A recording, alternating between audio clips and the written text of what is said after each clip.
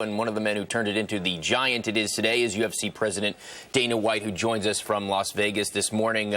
Dana, we all know there's a recession going on here. Last time we talked, you said business was up 20% in the first quarter. These tickets sold out before it even hit the general public. What's your confidence as to the number of pay-per-view buys at $44.95 a pop? Well, not only did we sell out in an hour and a half before they ever went on public sale, but we've sold out closed circuit at the Mandalay Bay, and we've opened up another one over at the MGM right now for closed circuit. And all of our polling right now is showing we're going to do well over 1 million buys for this fight. We know you've scored some nice blue-chip sponsors, Bud Light, Harley-Davidson, Burger King. We saw a report that UFC was going to charge sponsors $100,000 every 6 months to sponsor UFC fighters. Is this legit? And if it is, what is it all about? Well, what happened was, we have this sport right now where, guys can, the fighters can actually get different sponsors. And I have the ability to tell them no.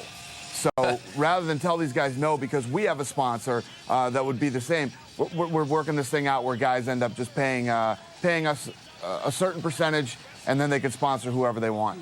The last champion that everyone was introduced to was Chuck Liddell. Really hit, I think it was UFC 71, when he really hit mainstream all over the place, and then he lost. Your current champ is Brock Lesnar, fighting tomorrow. He came from the WWE. He's a huge part of the UFC now. How important is it for Lesnar to win tomorrow for the UFC?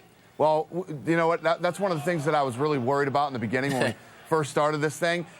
Chuck Liddell was really our only big legitimate star in the beginning. We got so many stars now, from Brock Lesnar to George St. Pierre to Forrest Griffin. I mean, I could go on for 10 minutes telling you about huge pay-per-view stars we have. So, we fixed that and built the business and created a lot of stars here in the UFC. Unlike many sports, you still have a great growth story to tell. I know you've been pushing out that you think that UFC is going to be bigger than soccer in 10 or 15 years in worldwide popularity.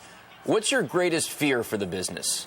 Well, I can tell you right now, this coming up for this event Saturday, we're going to be in 75 different countries in 17 different languages. Televisa is actually showing it on free TV down in Mexico. Over 300 million people will watch this event this weekend.